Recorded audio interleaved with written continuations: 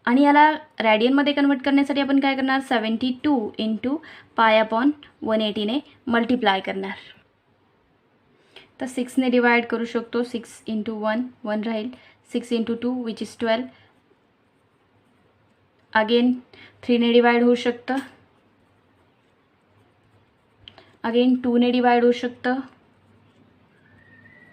Therefore आपल्याला काय मिळालं, 2 पाय बाय 5 रॅडियन. बरोबर.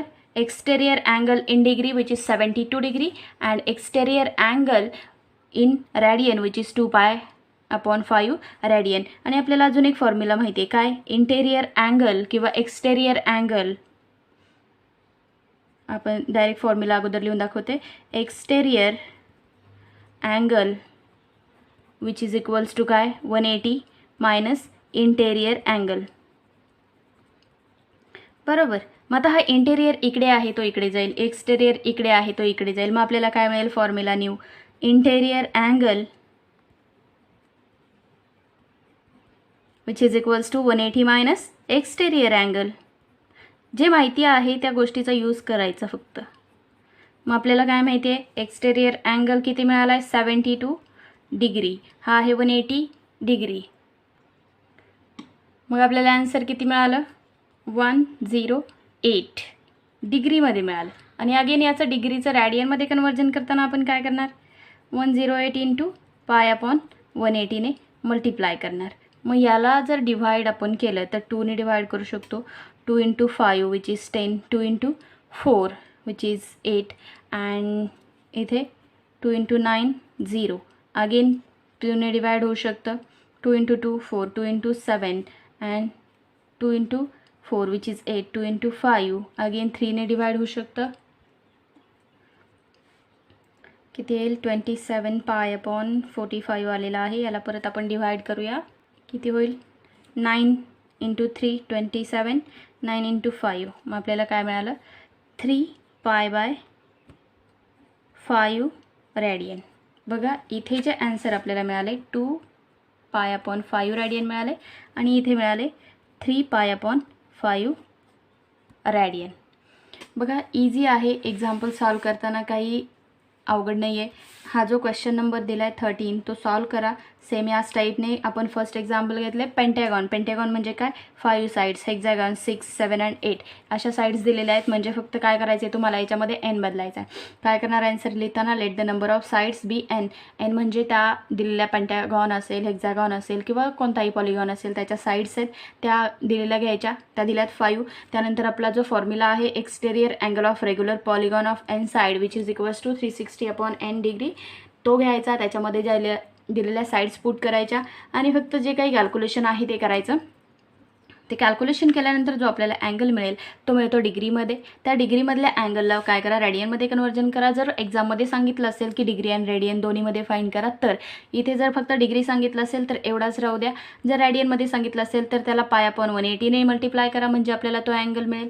तो अँगल मिळाल्यानंतर आपला नेक्स्ट जो फॉर्म्युला आहे exterior angle which is equals to 180 minus interior angle. तर याच्यामध्ये काय करायचं आहे आपल्याला,